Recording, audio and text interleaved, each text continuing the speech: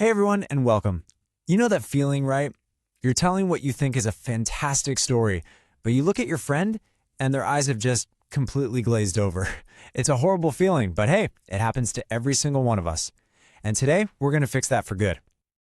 We've all been there. You're trying to tell your family about something wild that happened, and you see it, that blank stare. They're nodding along, sure, but you can tell their mind is somewhere else completely. It's the worst, isn't it? But here's the secret. It's probably not you. It's your technique.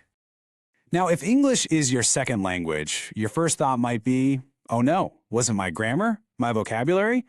But let me tell you something, that's almost never the real problem. The real issue is a few sneaky storytelling traps that we all fall into. And the best part? They are so easy to fix once you see them. So today, we're going on a little mission. We're going to uncover these traps, starting with content traps, then the emotional trap, and finally, the focus traps. And by the end, you'll have a whole new toolkit to make every story you tell absolutely captivating. Ready? Cello, let's get started. Okay, first up, let's talk about the what of your story, the actual content. This is a bit of a balancing act. You can give way too much information or not nearly enough. And if you get that balance wrong, poof, you've lost your audience. So let's figure out how to get it just right.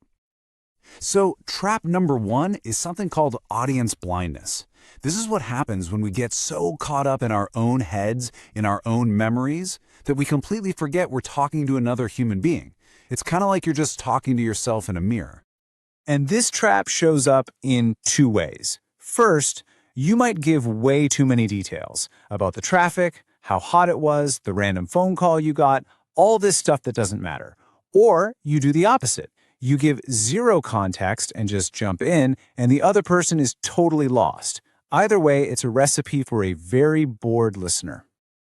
Just look at the difference here. The first one is, well, it's going nowhere fast. The listener is just waiting for the point. But the second one, that's an invitation. It's clean, it's clear, and it promises a real story. It hooks them in right away. So how do you fix this? It's so simple, it's like a magic trick.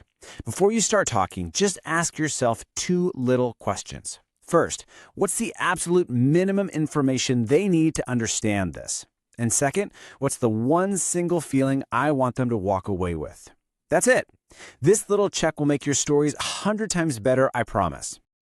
Okay, on to our second content trap. This one is super common, especially when we're sharing good news. It's called achievement dumping, and honestly, it can really kill the connection you have with someone. This is when you just drop your success on someone without sharing any of the struggle it took to get there. You tell them you got the big promotion, but you forget to mention all those late nights at the office. It can accidentally come across as bragging, and it makes it hard for people to relate. People don't connect with perfect superheroes, we connect with real people who struggle and overcome. Let's look at this example. I passed my IELTS with 8 bands. That's great news, but it's a full stop. The conversation kind of ends there. But what about this? I passed with 8 bands, but man, it was so tough. I failed the listening part twice and almost gave up. See? Now that's a story. It's human. You're sharing a journey, not just a result. So here's the fix, and it's a golden rule. For every success you share, just add one small detail about the struggle or the cost. That simple little tweak transforms you from just being someone who got lucky to someone who is genuinely inspiring. All right, we've covered the what of your story. Now let's get into the how, specifically how you handle the emotions in your story. This next trap is a bit deeper, a little more personal, but it's incredibly important to understand. We're calling this one speaking from a wound, not a scar. And it's all about timing. It's about knowing when a story is ready to be shared and when it still needs a little more time to heal. Think of it this way. A wound is a painful story that's still happening to you. When you share it, you're not really telling the story, you're just offloading your pain onto the listener, which can make them feel really uncomfortable. But a scar is a wound that has healed. You can look at it and share the lesson you learned from it.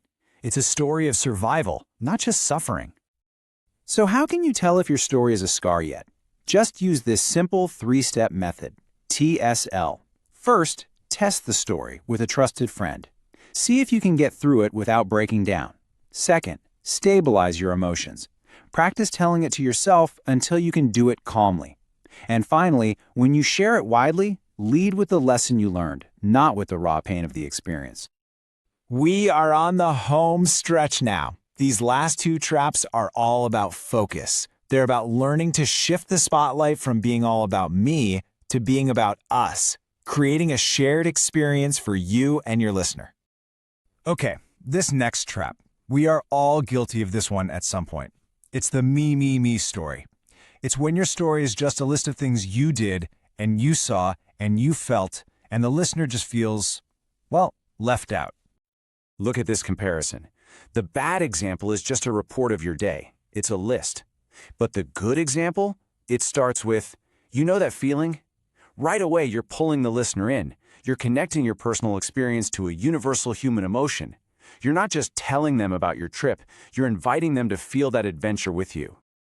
And here we are at our final trap. I call this one the preacher trap. This is what happens when your story accidentally turns into a lecture and you start telling people what they should do. Let's be real, nobody likes being preached to. The first example feels like an order and it just makes people defensive.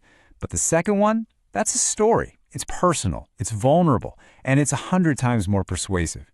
You're not telling them what to believe, you're sharing how you came to believe it. And that's way more powerful. And that's it. We've made it through the 5 biggest storytelling traps, but more importantly, we now have 5 amazing fixes. So let's do a quick recap and put all these powerful new tools into your toolkit. Here it is, your cheat sheet to being a fantastic storyteller. Number 1, give just enough context, not a whole history lesson. 2, with every success, share a little struggle. 3, share from your scars, not your open wounds. 4, make the feeling universal. Make it about us. And 5, share your experience. Don't preach a lesson. This is your recipe.